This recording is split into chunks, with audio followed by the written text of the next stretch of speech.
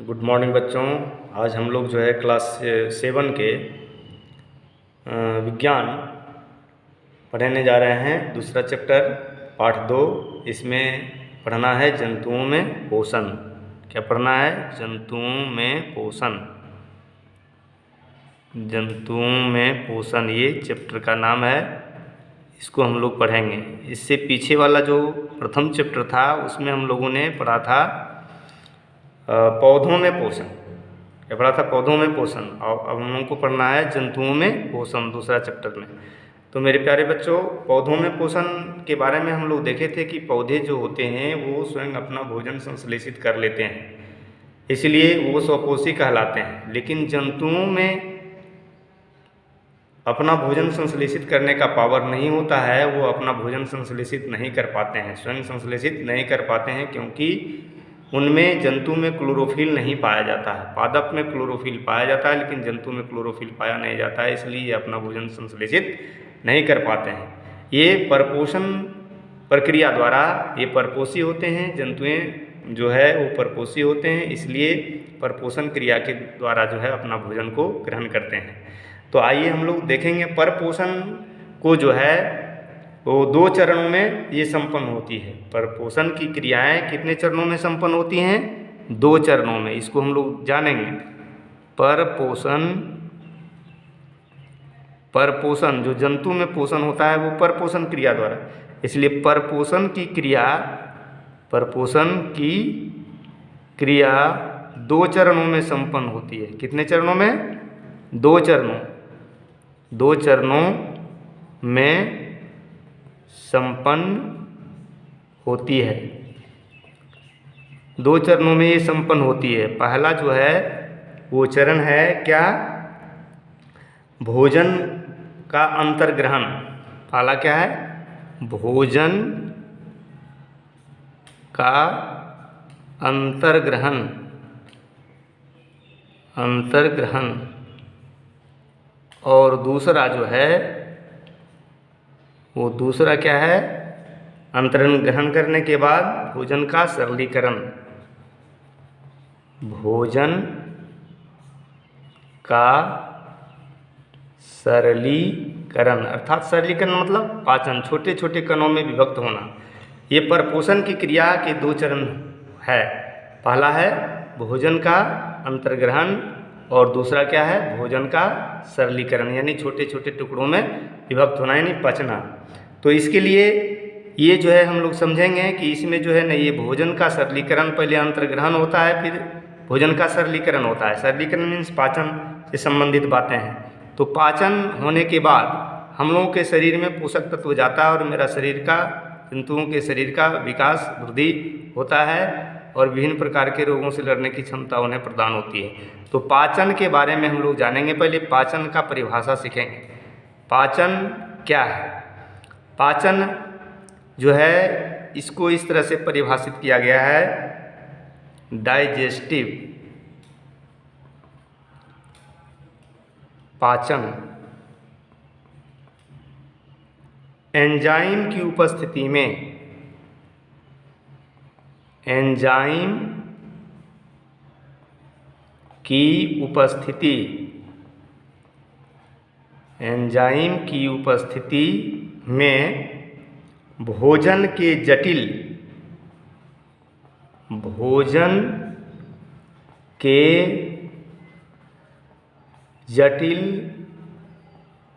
स्वरूपों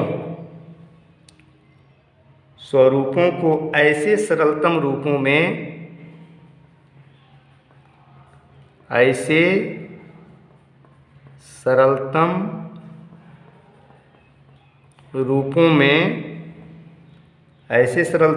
रूपों में परिवर्तित करना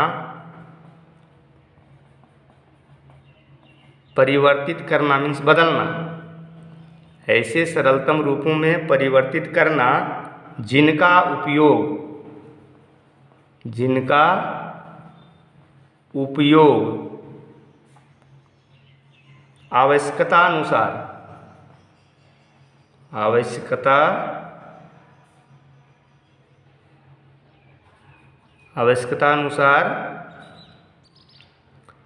शारीरिक कोशिकाओं में हो सके, शारीरिक कोशिकाओं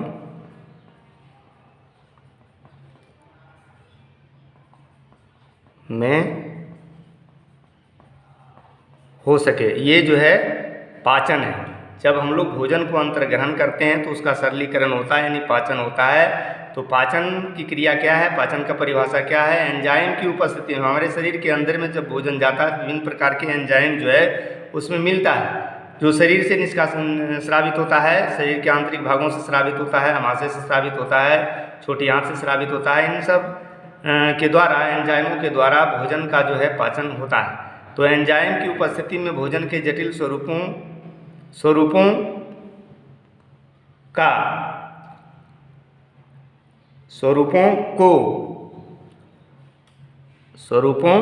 को ऐसे सरलतम रूपों में परिवर्तित करना जिनका उपयोग आवश्यकता के अनुसार शारीरिक कोशिकाओं में हो सके, यानी जिसका उपयोग की शारीरिक कोशिका कर सके। क्योंकि कोशिका शरीर की सबसे छोटी इकाई मानी जाती है और उसको जो है उसका जो है न विकास हमारे शरीर में पोषक तत्वों के द्वारा होता है, जो भोजन के माध्यम से हमारे शरीर को मिलता है। तो इस प्रकार से इसका परिभाषा हम लोगों को याद करना है। अब हम लोग जानेंगे कि जंतुओं में भोजन अंतर्ग्रहण करने का तरीका क्या होता है। एक ही जैसा भोजन सब अंतर्ग्रहण करते हैं या अलग अलग तरीक़ा से अपना भोजन अंतर्ग्रहण करते हैं। मेरे प्यारे बच्चों, हम लोग पहले पढ़ चुके हैं कि जंतु जो है वो क्या होते हैं, परपोषी होते हैं। जंतु परपोषी होते हैं, परपोषण विधि से अपना भोजन को वो ग्रहण करते हैं। तो इस प्रकार से जंतु को परपोषी कहा गया है। क्यों? क्योंकि ये अपना भोजन स्वयं संश्लेषित नहीं करते हैं। तो ये भोजन जो करते हैं अंतर्ग्रहण, अपने शरीर के अंदर में भोजन को जो डालते हैं, अंतर्ग्रहण करना मीन्स डालना, तो वो भोजन करने का तरीका सभी जीवों का, सभी जंतुओं का एक जैसा नहीं है, अलग अलग तरीका है। भोजन ग्रहण करने का तरीका अलग अलग है। जंतुओं में भोजन अंतर्ग्रहण करने का तरीका भिन्न भिन्न होता है, जिसको हम लोग सीखेंगे। क्या सीखेंगे, कैसे कैसे भोजन अंतर्ग्रहण कौन कौन करते हैं, तो हम लोग देखेंगे। स्टार्ट देखिए, इसको समझेंगे। जंतुओं में भोजन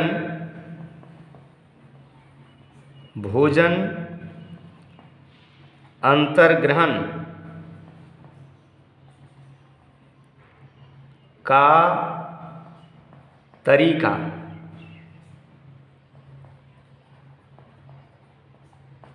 भिन्न भिन्न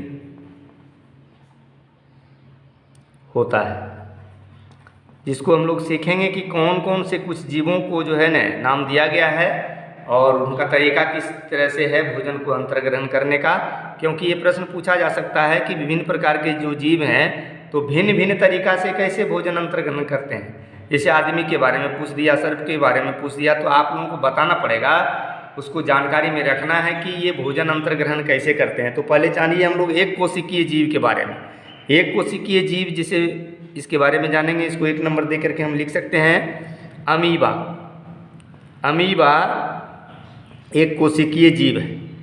इसको जो है भोजन अंतर्ग्रहण करने के लिए हम लोगों के जैसा मुंह नहीं, अन्य जंतुओं के जैसा, ऐसे बहुत सारे जंतु हैं जिसको मुंह है, जो खास अंग होता है जिसके द्वारा कि भोजन अंतर्ग्रहण करते हैं। लेकिन एक कोशिकीय जीव अमीबा है, इसमें मुंह नहीं होता है, खास अंग इसमें नहीं होता है। ये अपने कूटपाद की सहायता से, इसके अंग के बारे में जानेंगे, किसकी सहायता से, कूटपाद की सहायता से। पूछा जाएगा अमीबा किस अंग की सहायता से भोजन अंतर्ग्रहण करता है, तो क्या बोलेंगे, कूटपाद। कूटपाद मतलब उसका पैर हुआ, चलना, कूटपाद की सहायता से, यानी इसी की सहायता से ये चलता भी है और भोजन भी अंतर्ग्रहण करता है। क्योंकि अमीबा अपने कूटपाद को अपने अनुसार वो बढ़ा सकता है, तो इस तरह से बढ़ा करके भोजन को अपने अंदर में वो कर लेता है। कूटपाद की सहायता से अमीबा भोजन करता है, इसमें मुख नहीं होता है। तो भोजन अंतर्ग्रहण करने का तरीका इसका क्या है, अलग है, हम लोगों से अलग है। दूसरा पैरामीशियम है।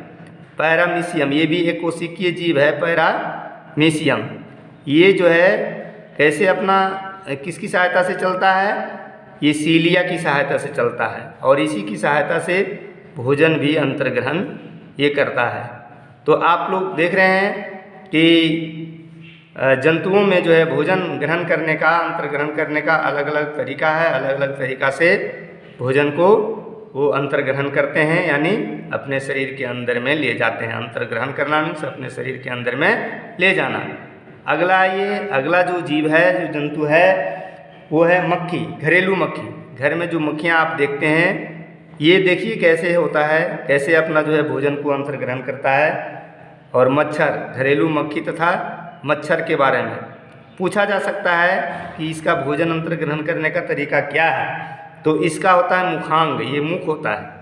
ये अपने मुख के अंग से क्या करते हैं, भोजन को अंतर्ग्रहण करते हैं। फिर आगे हम लोग देखेंगे तितली। तितली को आप लोग देखे होंगे, जो फूल पर बैठ करके वो उड़ती हैं, चटकीले रंगों की होती हैं, फूलों पर बैठती हैं तितलियाँ। और मधुमक्खी, मधु भी आपने खाया होगा, मधुमक्खियाँ भी देखे होंगे आप लोग। तो मधुमक्खियाँ और तितलियाँ ये जो है ये अपना भोजन अंतर्ग्रहण कैसे करता है, इसको आप जानते हैं।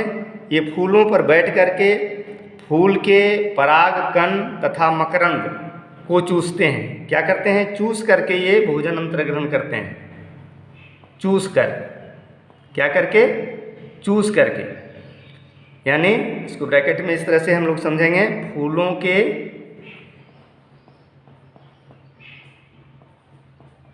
के परागकण, फूलों के परागकण तथा मकरंद, इससे जो है ना चूस करके मधुमक्खियाँ और तितलियाँ जो है अपना भोजन को अंतर्ग्रहण करते हैं। तो आप देख रहे हैं अमीबा किसकी सहायता से, कूटपाद की सहायता से, पैरामीशियम सीलिया की सहायता से, घरेलू तथा मच्छर, घरेलू मक्खी तथा मच्छर, ये जो है मुखांग से, मुख से तितली और मधुमक्खी जो है चूस करके फूलों के परागकण तथा मकरंद से रस को चूसते हैं, चूस करके ये करते हैं। आगे आइए, अगला जो जंतु है वो चींटी है। चींटी तथा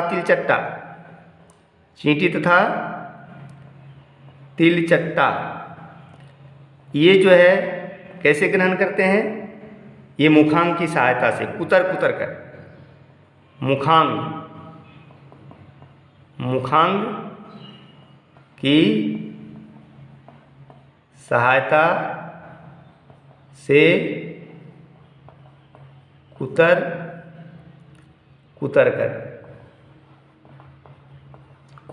कर ये भोजन को अंतर्ग्रहण करता है। ये अपने मुखांग की सहायता, इसमें मुख होता है, उसी की सहायता से ये अपना भोजन अंतर्ग्रहण करता है। आगे देखिए, अगला जो जंतु है आप देखेंगे सर्प जो है ये निगल करके, ये कैसे भोजन अंतर्ग्रहण करते हैं, निगल कर। मेढक को ये डायरेक्ट चबाता नहीं है, निगलता है। मेढक को या छोटे छोटे चूहे को ये पकड़ करके और डायरेक्ट क्या करता है, निगल जाता है। ये चबाता नहीं है, कुतरता नहीं है, तो ये निगल करके भोजन अंतर्ग्रहण करता है सर्प। फिर आगे आपको पूछा जाएगा छिपकली कैसे करता है भोजन अंतर्ग्रहण। तो जीभ को शिकार के साथ लपेट करके भोजन अंतर्ग्रहण करते हैं। ये जो है छिपकली जो है क्या करता है, अपने जीभ को पहले लंबा करके निकालता है, वो फेंकता है। जहाँ पे छोटा छोटा कीड़ा मकोड़ा है उसके पास जा करके अपने जीभ को वो लंबा कर देता है निकाल करके। तो जीभ से वो शिकार को क्या करता है, जीभ में लपेट लेता है और फिर जीभ को अंदर करके भोजन अंतर्ग्रहण कर लेता है। तो इसको इस तरह से लिखेंगे, बोला जाएगा जीभ को शिकार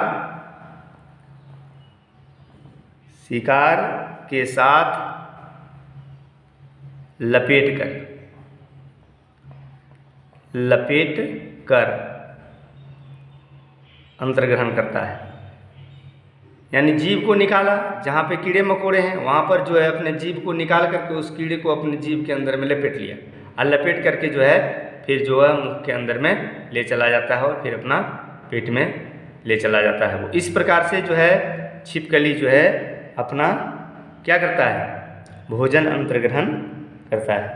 आगे आइए, आगे हम लोग देखेंगे गोरैया। गोरैया को फुदू चिराय के नाम से भी जो है गांव घर में जाना जाता है। गोरैया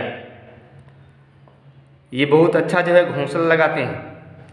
ताड़ और खजूर के पेड़ में ये घोंसला लगाती है और बहुत ही अनुभवी ये पक्षी है।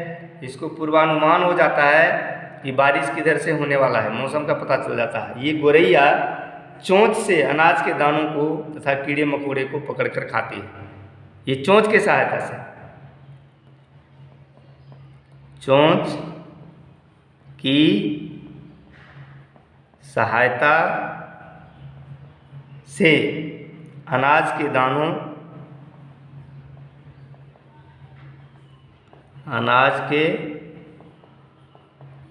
दानों तथा कीड़े मकोड़े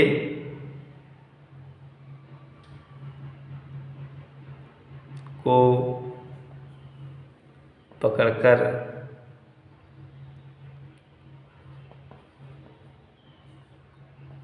खाते हैं।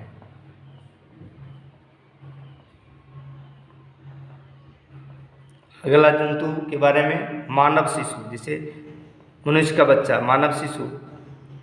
हम लोग देखते हैं जब मानव शिशु जन्म लेता है, छोटा बच्चा जब होता है तो माँ के स्तन से, क्या, माँ के स्तन से, माँ के स्तन से निकलने वाला दूध चूसते हैं। स्तन से निकलने वाला दूध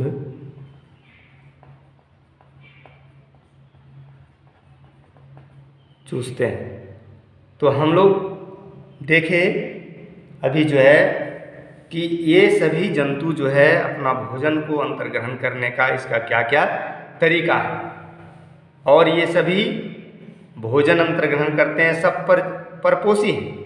जितने भी जंतु हैं क्या हैं, परपोषी हैं। पौधे स्वपोषी हैं। जो पिछले क्लास में हम लोग पढ़े हैं पौधों में पोषण, अब हम लोग जंतुओं में पोषण के बारे में पढ़ रहे हैं।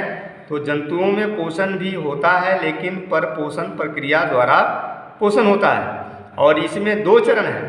परपोषण की क्रिया 2 चरणों में संपन्न होती है, भोजन का अंतर्ग्रहण और दूसरा भोजन का सरलीकरण।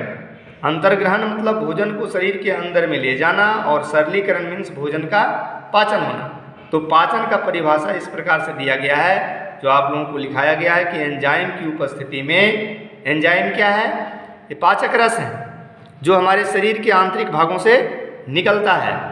वो अमाशय से निकलता है, छोटी आंत से निकलता है, और अग्नाशय से निकलता है, पित्ताशय से निकलता है। ये भोजन को छोटे छोटे कणों में विभक्त करके भोजन का पाचन करता है, और पाचन करने के बाद जो उसमें पोषक तत्व होते हैं, वसा, खनिज लवण, कार्बोहाइड्रेट, प्रोटीन, ये सभी को जो है विटामिन्स, ये सभी को जो है ना छोटे छोटे कणों में भोजन से विभक्त करके पाचन क्रिया करके शरीर को देने का काम करता है। जब भोजन पाचन होता है, तब भोजन जब पचता है, तभी जो है ये पोषक तत्व हमारे शरीर को मिलता है, और ये कोशिकाएं ऑब्जर्व करती हैं, और कोशिका का विकास होता है, जिसके कारण कि मेरे शरीर का, जंतुओं के शरीर का वृद्धि और विकास होता है। मेरे प्यारे बच्चों, तो आज इतना तक जो है हम लोगों ने पढ़ा। इसको आप लोग होमवर्क के रूप में करेंगे कि जंतुओं में जो भोजन अंतर ग्रहण करने का तरीका है वो अलग अलग जंतुओं में किस प्रकार से है, कुछ का नाम लिखा गया है और आपकी किताबों में कुछ है, उसको भी आप लोग देख करके करेंगे।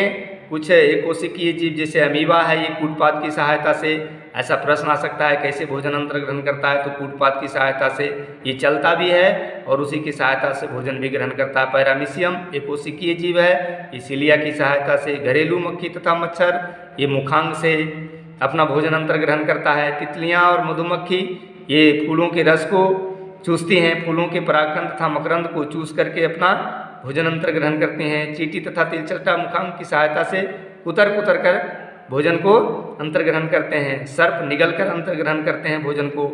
छिपकली जो होती है वो जीव को शिकार में लपेट कर इसमें शिकार में जीव से या जीव को शिकार से लपेट कर भोजन अंतर ग्रहण करता है। गोरैया चोंच की सहायता से अनाज के दानों तथा कीड़े मकोड़े को पकड़कर खाते हैं और मानव शिशु माँ के स्तन से निकलने वाला दूध चूसते हैं। और भी अन्य जंतु जो है अपना भोजन अंतर ग्रहण करने का उसका अलग अलग तरीका है। मेरे प्यारे बच्चों, इतना जो है आज के क्लास में हम लोगों ने सीखा और फिर आगे के क्लास में हम लोग कुछ सीखेंगे। आगे के क्लास में बताया जाएगा अमीबा में पोषण की विधि और मानव में पोषण की विधि और सारी चीज़ों के बारे में जानकारी प्राप्त होगी आगे की क्लास में। आज इतना ही, और इसको आप लोग जो है होमवर्क के रूप में करेंगे और फिर रिप्लाई भी करेंगे ताकि हम समझेंगे कि आप लोग जो है ये इस क्लास से अपना फ़ायदा